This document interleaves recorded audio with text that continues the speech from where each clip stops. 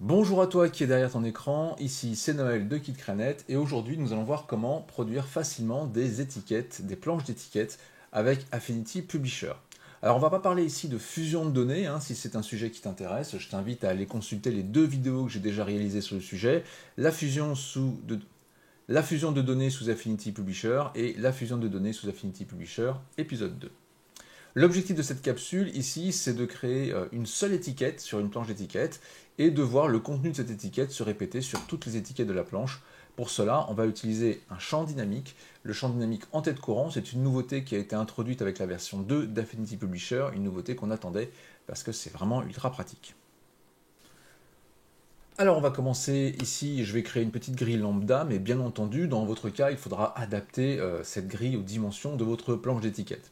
On va commencer par créer un nouveau document. Donc ici, je vais aller utiliser le raccourci clavier commande N ou fichier nouveau document. Je vais créer un document A4 et je vais indiquer ici des marges de 10 mm tout autour. Ça me va très bien. Je clique sur créer. Pour nous aider un petit peu dans la création de nos étiquettes, on va afficher une grille. Donc pour ça, je vais aller dans le menu ici affichage. On va cliquer sur guide.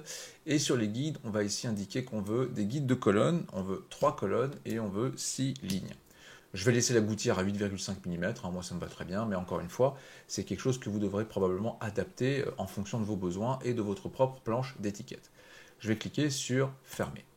On va créer notre première étiquette, donc pour ça je vais prendre ici un bloc de texte que je vais dessiner ici sur ma première étiquette là-haut. On va mettre 3 informations dans cette étiquette, donc moi j'ai besoin de 3 informations, je vais mettre le nom de mon site, je vais mettre mon adresse email de contact et l'adresse URL du site web. Donc je vais créer 3 lignes, donc je vais ici taper KitKranet par exemple. KitKranet c'est le nom du site, voilà. En dessous on va indiquer l'adresse de contact, donc contact@kitkranet.fr. Voilà, si vous voulez m'envoyer un petit mot, c'est par là que ça se passe. Et puis on va renseigner l'URL du site. Donc c'est https://kitkranet.fr. Voilà, on va corriger là-haut, il manque un T à la place du Y. KitKranet, voilà. On va formater tout ça, donc je vais sélectionner ici tout mon texte, on va le centrer horizontalement, on va centrer verticalement.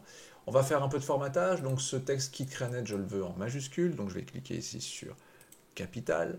Je vais mettre une police de caractère, donc je prends une police que j'aime bien, la Montserrat. Si vous regardez mes vidéos depuis un petit moment, vous savez que c'est une police que j'apprécie particulièrement. Je vais la faire grossir un petit peu, on va grossir le nom du site parce qu'on a besoin que ça prenne toute la place de l'étiquette. Voilà, ça c'est bien. On va faire la même chose avec les deux lignes du dessous. Je vais utiliser pareil du Montserrat, mais cette fois-ci on va prendre du moyen ou du courant. Du courant c'est bien, voilà. Et on va mettre ça en 13 points pour grossir un tout petit peu. Voilà. Donc là, j'ai mes 3 lignes, j'ai le nom du site, j'ai mon adresse de contact et j'ai l'adresse URL du site web. Notre étiquette est prête et maintenant ce qu'on va faire, c'est qu'on va créer des styles. Alors on va créer 3 styles, un style pour chaque ligne qui compose l'étiquette. Donc pour ça, je vais sélectionner tout le paragraphe. Donc je peux faire ici un triple clic pour sélectionner tout mon paragraphe. Ici, quand je fais ça, j'ai sélectionné tout le paragraphe, mais également toutes les caractéristiques de ce paragraphe. Donc pour créer un nouveau style de paragraphe, ma foi, il suffit juste de cliquer ici sur Nouveau style. On va lui donner un nom, donc je vais donner 00 titre site, puisque c'est le titre du site.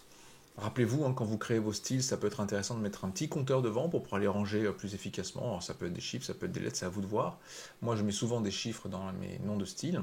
Donc, je l'appelle 00 titre site, et là, on peut constater que tous les paramètres du style sont déjà imbriqués. Si je regarde un peu la police, on voit bien que c'est du Montserrat noir, la taille 20 points, etc., etc. On voit que tout ça a été pris en compte, tout est en majuscule, comme je l'ai formaté ici. Je vais cliquer sur OK. On va faire la même chose avec la ligne du dessous. Donc je vais ici sélectionner l'adresse email. Je vais créer sur nouveau style. Je vais l'appeler 01 adresse mail. Voilà, je valide. Et pareil sur la troisième ligne, je vais créer un nouveau style qui va s'appeler 02 URL site. Alors vous allez certainement vous demander, mais pourquoi est-ce que l'on crée deux styles différents alors que l'adresse email et le site sont exactement les mêmes? Alors on aurait pu changer, bien sûr, mettre un style différent, mais peu importe, c'est pas l'objet. Un peu de patience, vous allez comprendre pourquoi j'ai créé deux styles, puisque là effectivement, comme on est sur la même typo, la même taille, j'aurais très bien pu utiliser le même style pour les deux. Mais vous allez voir à quoi ça va servir plus tard.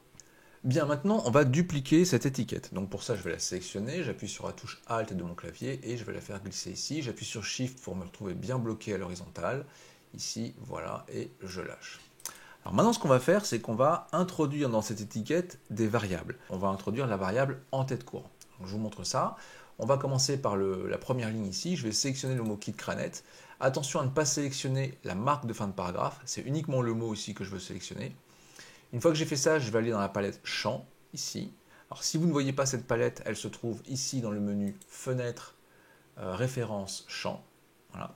Et donc dans la palette Champs, on a la zone Section de document et c'est ici qu'on trouve l'en-tête courant. Alors il faut savoir que les en-tête courant, on peut en mettre autant qu'on veut dans la page et on peut les paramétrer au coup par coup. Donc c'est ce qu'on va faire. Le premier en-tête courant que je vais afficher, c'est ici le texte qui utilise le style titre-site. Donc grosso modo, je vais lui demander de m'afficher le contenu du texte qui utilise le style titre-site, le premier qu'il trouve sur la page. On voit ici, premier sur la page. Donc dès qu'il va voir un texte qui utilise le style 01 titre-site, enfin 00 pardon, titre-site, eh bien il va m'afficher le contenu de ce texte. Voilà. Et c'est exactement ce qui va se passer. Donc j'ai indiqué ces informations ici, je vais cliquer sur les trois petits points pour fermer ma petite palette et je vais double-cliquer sur en-tête courant ici. Double-clic. Vous l'avez vu de manière très furtive, la variable a été insérée et elle fait ce que je lui demande, à savoir, affiche-moi ici le texte qui, le premier sur la page, utilise le style 00 titre-site. Et donc c'est ce qu'il a fait. On va faire la même chose avec la deuxième ligne ici. Donc, je vais sélectionner ici mon adresse email. Voilà, donc je prends bien soin de ne pas sélectionner le symbole de fin de paragraphe. Voilà. On va retourner dans la palette champs, on va retourner dans section de documents, toujours dans en-tête courant. Je vais modifier mon réglage. Cette fois-ci, ce que je vais afficher, c'est le texte qui est utilisé, enfin qui est formaté avec le style adresse email. Donc je choisis ici adresse email. Je ferme ma petite palette et j'insère ma variable. Double-clic. Voilà. Donc pareil ici, la variable a été remplacée par l'adresse email. On fait la même chose ici avec l'adresse du site. Je sélectionne le texte, je vais ici dans en-tête courant, choisir le style 02 URL site. Je fais un double-clic et j'insère ma variable. Encore une fois, le texte a été remplacé par le contenu de la variable. Alors regardez ce qui se passe si maintenant je modifie ici le texte, si j'enlève ici deux lettres, et bien vous voyez que dans mon étiquette à côté, la mise à jour s'est effectuée. Donc vous voyez que toutes les modifications que je fais d'un côté, maintenant vont se répéter de l'autre. Donc je vais annuler ici, je vais revenir à mon titre normal, et maintenant ce que j'ai plus qu'à faire, c'est prendre ce bloc ici, le dupliquer, comme ceci, une première fois.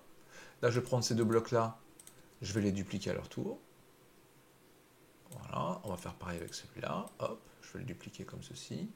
Et puis maintenant, on va faire un peu plus vite. On va pouvoir sélectionner les trois d'un coup. Voilà, et je vais dupliquer mes trois blocs. À nouveau, mes trois blocs. Hop.